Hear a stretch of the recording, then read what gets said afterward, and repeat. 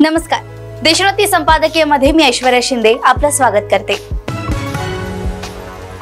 गेल्या 23 वर्षांपासून सतत सत्तेत आणि तेही प्रमुख पदावर राहिलेल्या नरेंद्र मोदींना यावेळी प्रथमच सत्ता स्थिर ठेवण्यासाठी सहकारी पक्षांच्या मदतीची गरज भासत आहे। या बदललेल्या परिस्थितीशी नरेंद्र मोदी जुळवून घेतील का यावर सध्या बरीच चर्चा सुरू आहे।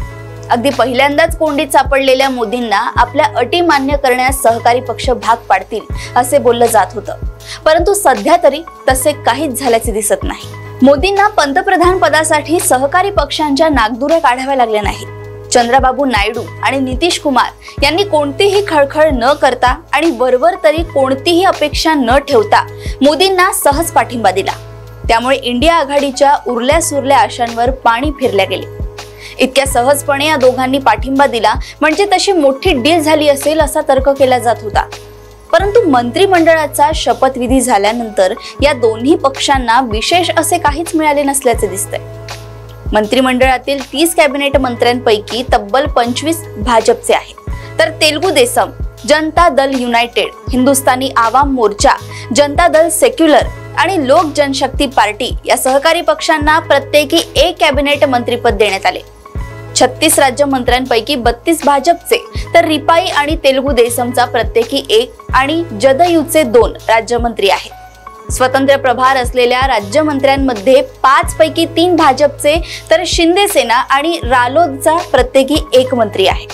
याचा अर्थ 72 पैकी 5 कॅबिनेट, 4 राज्यमंत्री आणि 2 स्वतंत्र प्रभार असलेले राज्यमंत्री अशा एकूण 11 मंत्रिपदांवर सहकारी पक्षाची बोळवण करण्यात आली आहे।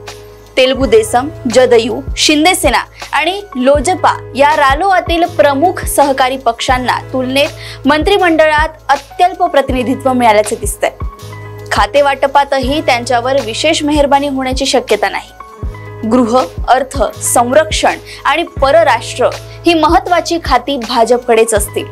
लोकसभा अध्यक्षपदही भाजप सोडण्याची शक्यता नाही। साध्या बहुमतापासून तब्बल 32 जागा दूर असलेल्या मोदींना इतक्या स्वस्तात सहकारी पक्षांचा पाठिंबा कसा मिळाला हे एक कोडेच आहे। मोदींनी हे कसे साधले? पडद्यामागे अजून काही करार मदार झाले आहेत का?